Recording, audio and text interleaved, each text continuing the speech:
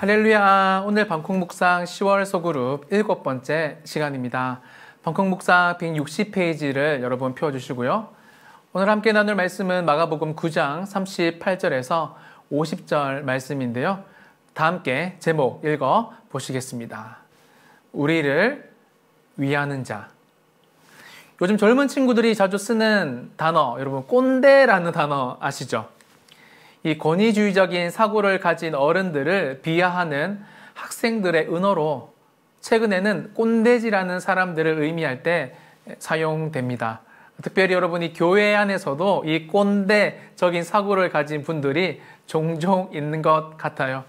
오늘 본문에 나오는 여러분이 요한도 우리를 따르지 않았기에 금했다라고 말했습니다. 하지만 예수님은 우리를 반대하지 않는 자는 우리를 위하는 자라고 말씀하시면서 예수님께 속한 자가 누구인지 정확하게 설명해 주고 계십니다.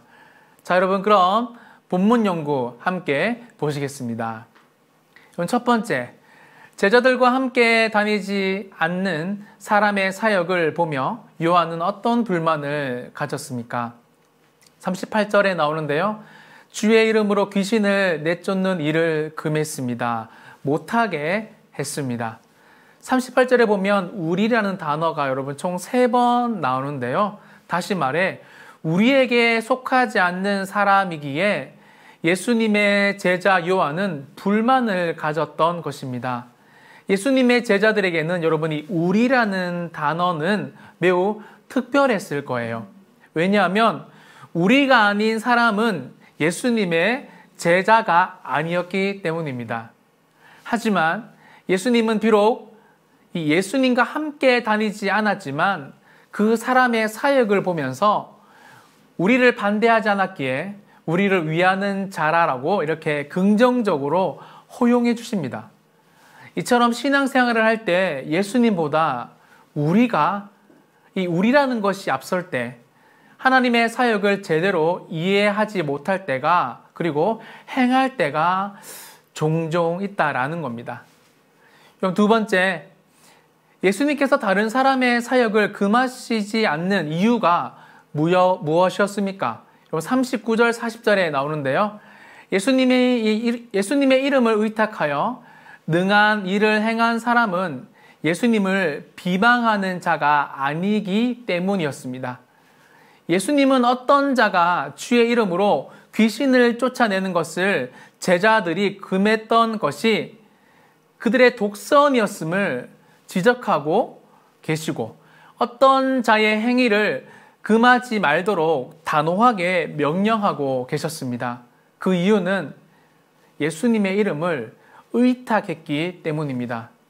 쉽게 말해 예수님의 이름을 어떤 수단이 아니라 믿음의 근거로 그가 사용하고 있었기 때문에 그 어떤 자를 인정하고 계셨다라는 거예요. 여러분, 이건 시사하는 바가 참 큰데요. 특별히 여러분이 교회라는 곳에서 신앙생활을 하는 우리에겐 더 그렇습니다. 집사님, 그건 그렇게 하는 게 아니에요. 권사님, 그건 우리 교회 스타일이 아니에요. 이렇게 말씀하기 이전에 다른 사람의 사역이 예수님을 믿는 믿음을 근거로 한다라면 우리는 그들을 넉넉히 이해하고 허용해야 한다라는 것입니다. 여러분, 세 번째, 소속이 다른 그리스도인들끼리 서로를 향해 어떻게 섬겨야 합니까? 41절에 나오는데요. 물 한 그릇이라도 줄 수 있는 작은 정성을 통해서라도 서로를 격려하고 도와야 합니다. 모른 척하거나 미워하지 말아야 합니다. 제가 여러분 원문을 직역해 보면 확실히 너희에게 물 한 그릇을 주는 자는 누구든지가 됩니다. 여러분, 물은 인간 생명, 특별히 생존의 필수 조건이죠. 그래서 이스라엘 사람들은 물이 하나님께서 주신 은혜의 선물이라고 생각했습니다. 특별히 여러분이 팔레스타인 지방에서 물은 특별한 자선의 행동, 희생의 행동을 상징하는 것이었어요. 우리는 소속이 다른 그리스도인들끼리 확실하고 특별한 자선의 행동을 저와 여러분 혹시 하신 적이 계십니까?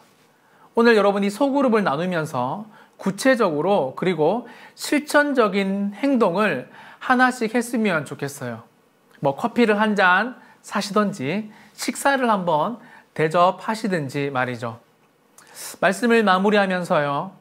우리는 은근히 하나님을 위하는 자, 교회를 위하는 자라고 생각하고 살아갑니다. 제가 진짜 그런 것 같아요. 하지만 교회를 들여다보면 생각보다 교회는 아파하고 교회를 구성하는 성도들은 더 아파하고 있습니다. 예수님과 이 하나님을 위한 우리가 아니라 진짜 우리 자신만을 위한 이기적인 우리가 꽤 많기 때문이죠.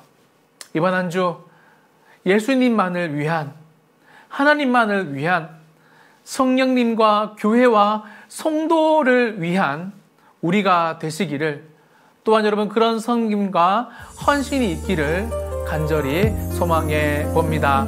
감사합니다.